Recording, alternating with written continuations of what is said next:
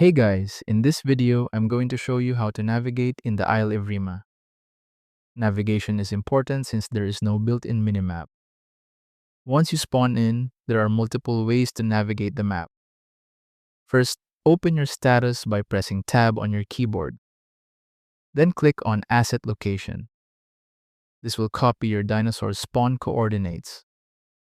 Open your browser and go to ilemaps.com. Paste your coordinates here. This will show your dinosaur's location on the map. Another way to navigate is by holding Q on your keyboard. This will display a compass at the top of your screen. Here's what each icon on the compass represents. Memorize key locations like popular lakes and migration zones. Learning the map layout reduces the chance of getting lost and improves your survival. And that's how to navigate in the Isle Evrima. Thank you so much for watching.